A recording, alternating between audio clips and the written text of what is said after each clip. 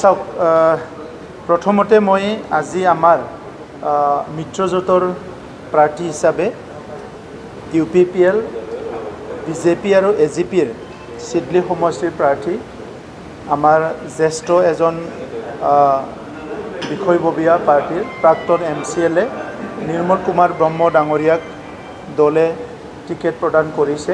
মই প্ৰথমতে নিৰ্মল কুমাৰ ব্ৰহ্ম ডাঙৰীয়াক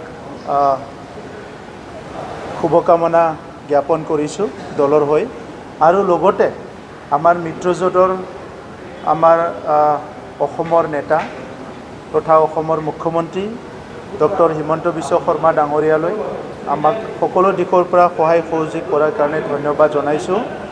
আমাৰ অসম গণ পৰিষদৰ সভাপতি অতুল বৰা ডাঙৰীয়ালৈ মই ধন্যবাদ জ্ঞাপন কৰিছোঁ আৰু এই কেণ্ডিডেট চিলেকশ্যনত আমাৰ বিশেষকৈ UG ব্ৰহ্ম ডাঙৰীয়া দায়িত্বত আছিল। আমাৰ সাংসদ ৰংগৰা নাৰ্জাৰী ডাঙৰীয়া, অধ্যক্ষ কাতিৰাম বড়ো ডাঙৰীয়া, ডেপুটি চিফ গোবিন্দ বসুমতাৰী ডাঙৰীয়া সকলোৱে দায়িত্ব লৈ পেলাই কৰিছে। গতিকে এই 2024 যিটো বাই ইলেকশ্যন চিডলি সমষ্টিত আমাৰ মিত্ৰজোঁটৰ কাৰণে খুব ভাল পৰিৱেশ আৰু মিত্ৰজোঁটৰ প্ৰাৰ্থী বাকী 4টা সমষ্টিৰ লগতে আমাৰ চিডলি সমষ্টিটো বহুত ভোটত বিজয় হ'ব, এইটো নিশ্চিত হৈছে। আমাৰ যিটো বৈঠক আছিলে সেইটো কোঅৰ্ডিনেটৰৰ বৈঠক আছিলে। তো কোঅৰ্ডিনেটৰসকলে 5টা সমষ্টিত কাম কৰি আছে। এই 5টা সমষ্টিত আমি 5টা মানে BTC সমষ্টি, ইয়াত আমাৰ 5টা BTC সমষ্টি আছে। ইয়াত কোঅৰ্ডিনেটৰ আছে। তেখেতসকলে যোৱা 1 মাহ 2 মাহ ধৰি যিবিলাক কাম কাজ কৰি আছিলে ইয়াৰ আজি আমি এটা এনালাইচিছ কৰিছোঁ আৰু তেখেতসকলে নিৰ্বাচনৰ কাৰণে সম্পূৰ্ণ প্ৰস্তুতি হৈছে। চন্দন ব্ৰহ্মৰ নামটো তালিকাত আছিল, কিন্তু শেষমুহূৰ্তত তেখেতে বাতিল হয়। চন্দন ব্ৰহ্ম আজি কিন্তু দেখা পাইছে তেওঁ মনোনয়ন পত্ৰ দাখিল কৰিছে। তেখেতে এতিয়া নিৰ্দলীয় প্ৰাৰ্থী হিচাপে থিয় হ'লে আপোনালোকৰ কিবা সমস্যা হ'ব নেকি?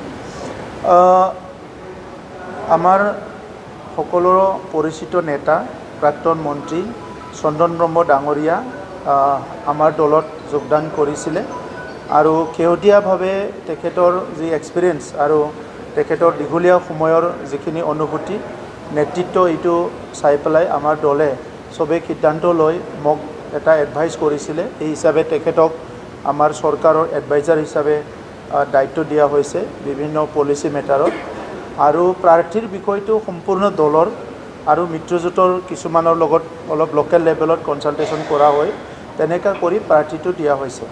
গতিকে তেখেতক আমি শ্ৰদ্ধা কৰোঁ আৰু নিশ্চয় তেখেতে ভাবি চিন্তি ভাল সিদ্ধান্ত ল'ব, যিটো সিদ্ধান্তই BTR অঞ্চলৰ কাৰণে ভাল হ'ব বা চিডলি সমষ্টিৰ ৰাইজৰ কাৰণে ভাল হ'ব, তেনেকুৱা সিদ্ধান্তটোৱে তেখেতে ল'ব আৰু মই আশা কৰোঁ যে UPPL দলৰ লগত থাকি তেখেতে অনাগত দিনত কাম কৰিব।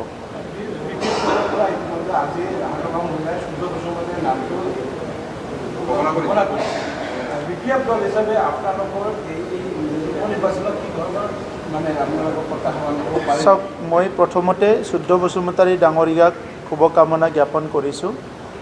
BPF দল হিচাপে যদি পাতিব লাগে, BPF দল হ'ল সূৰ্য ডুবা দল।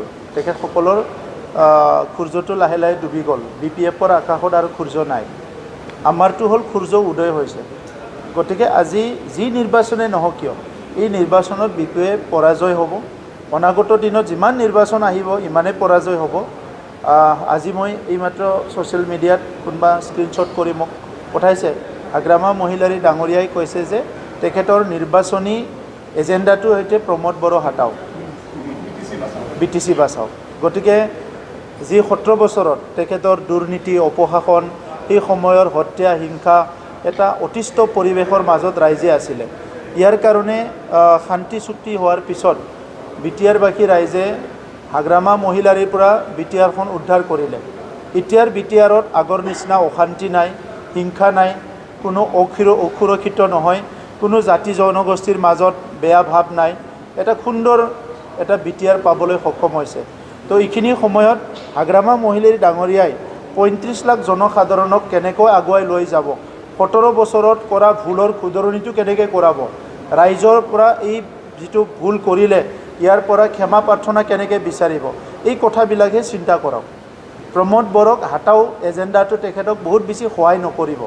কাৰণ মই তেনেকুৱা একো ভুল কাম কৰা নাই যাৰ কাৰণে ৰাইজে আজি ভাবিবলৈ বাধ্য হ'ব যে মোৰ এগেইনষ্টত কিবা এটা কথা কোৱাৰ কাৰণে।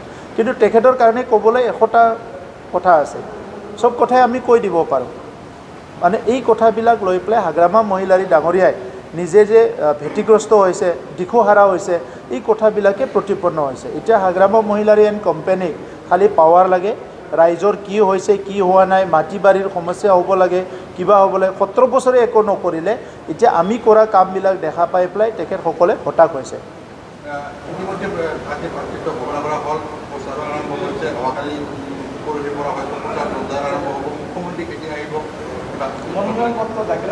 মুখ্যমন্ত্ৰী ডাঙৰীয়া এতিয়া অকল অসমৰ, যদিও মুখ্যমন্ত্ৰী অকল অসমৰ নেতা হৈ থকা নাই, তেখেতে ভাৰতবৰ্ষৰ নেতা হৈছে।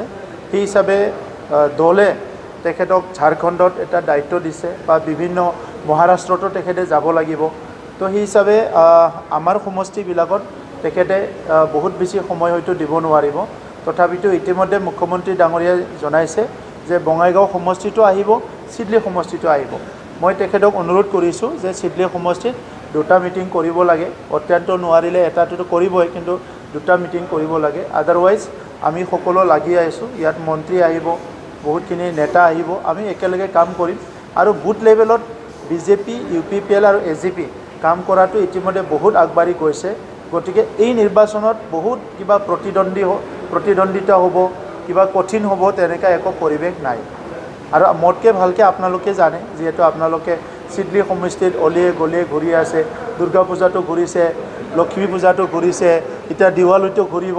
গতিকে ৰিজাল্টটো আপোনালোকে ঘোষণাই কৰি দিব পাৰে।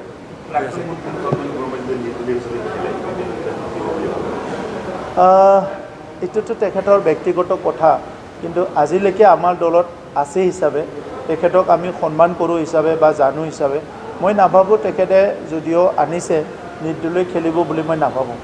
যেহেতু চন্দন মুম্বাই মনোনয়ন পত্ৰ তাৰমানে দাখিল কৰিব বুলি তেখেতে যিহেতু আপোনালোকৰ দলীয় মানুহ, মানে হাগ্ৰামা মহিলাৰীয়ে চন্দন UPPL দলক ফাট মেলাৰ কাৰণে এনেকুৱা কৰিছে। চাওক, হাগ্ৰামা মহিলাৰীৰ ডাঙৰীয়াত যোৱা 17 বছৰত যিটো যাদুৰ লাঠি আছিলে, এই যাদুৰ লাঠিডাল ভাঙি গ'ল। এতিয়া হাগ্ৰামা মহিলাৰীৰ যাদু আৰু নাই। এটা সময়ত হাগ্ৰামা মহিলাৰী কৈছিলে মই কিং মেকাৰ হ'ম, এটা সময়ত হাগ্ৰামা মহিলাৰীয়ে কিবা এটা কয়, এই কথাটো হৈ যায়। কিন্তু এতিয়া আৰু হাগ্ৰামা মহিলাৰী ডাঙৰীয়াৰ হাতত যাদুৰ লাঠি নাই, এই লাঠিডাল ভাঙি গ'ল। গতিকে যি প্ৰশ্ন কৰিলেও, যি চিন্তা কৰিলেও হাগ্ৰামা মহিলাৰীৰ চিন্তা মতে আৰু BTC নচলে। না BTCৰ পলিটিক্স চলিব, না BTCৰ VCDC চলিব, না BTCৰ কোনোবা এখন গাঁও চলিব।